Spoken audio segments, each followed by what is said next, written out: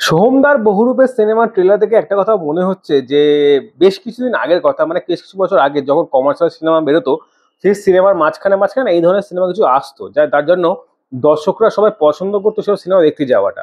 তো আলটিমেটলি শেষ কবে সোহমদার সিনেমা দেখেছি মনে পড়ে না, যদিও মনে পড়ে প্রায় দেবদা যে প্রধান সিনেমা বেরিয়েছিল সেই সিনেমাটাই প্রথম দেখে, মানে লাস্ট দেখেছিলাম সোহমদাকে অভিনয় ওখানে। তো তার আগে থেকেও খুব একটা বেশি পছন্দ করতো না, মানে এটা আগে কথা বলি যখন জবে থেকে সোমদা প্রায় সিনেমা অ্যাক্টিংটা প্রায় ছেড়ে দিয়ে মোটামুটি পলিটিক্স ঢুকে, তারপর থেকে সেইভাবে সিনেমা সোহমদা দেখি না, যদিও বেরোতো সে গায়ে লাগাতাম না, কারণ সেই সোহমদা আগের সেই অভিনেতা সোহমদা সেটা কোনো সিনেমাতে খুঁজে পাওয়া যেত না।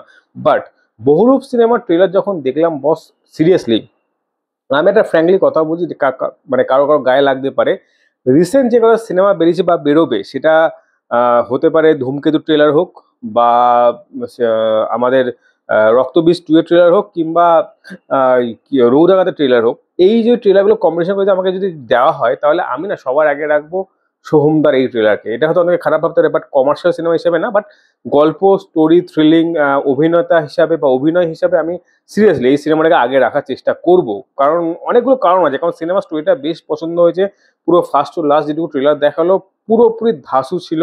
প্লাস হচ্ছে এখানে সেই পুরনো সোহমদাকে দেখা যেত। একটা সময় মনে করে দেখুন, আজ থেকে 10-12 বছর আগে সোহমদার অভিনয় কিন্তু আমরা কিন্তু দেবদা জিদ্দার থেকেও বেশি ভালো রাখতাম, পছন্দ করতাম, কারণ ওই যে একটা অ্যাক্টিং এর লেভেলটা না, ওই ওই জায়গাটা না অনেকে যেতে পারবে না।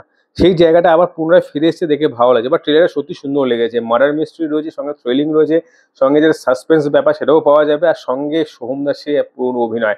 ইয়েস, এটা কথা ঠিক, অমানুষের ভাইব তো আসছে, কিন্তু বস সোহমদা দরকার। একটা কথা ঠিক, আমি এই ট্রেলার দেখতে দেখতে একটা কথা ভাবছিলাম যে সোহমদাকে হয়তো এই এতদিন আমরা সে আগের মতো হিসেবে দেখিনি, কারণ সেই গল্পটা সেইভাবে তাকে দেওয়া হয়নি, বা সেরকম রাইটার বা ডিরেক্টর তাকে দেওয়া হয়নি।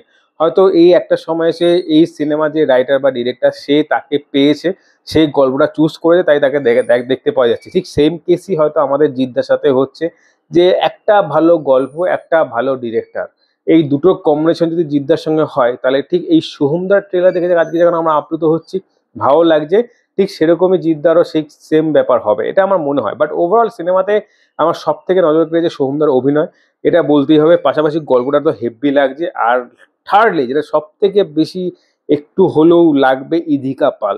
মানে মাই গড, কি মারাত্মক লেভেলের মানে লাগছে এই সিনেমার ট্রেলারে তাকে।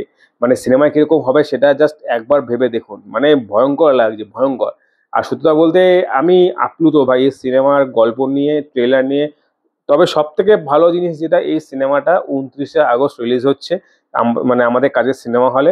তো এই জায়গাতে একটা ভাই, এটা একটা বাস্তব ব্যাপার যে এই মুহূর্তে যা অবস্থা, মোটামুটি আশা করছি যে ওয়ার 2 থাকবে না। কুলির তো বাদই দেন, ওয়ার 2 মনে হয় শেষ হয়ে গেল। আর ধূমকেতু হয়তো চলতে পারে টুকটাক করে। বাট আশা করছি কাছের সিনেমা হলে এই সিনেমাটা আসতে পারে, যদি আসে তো খুব ভালো হবে।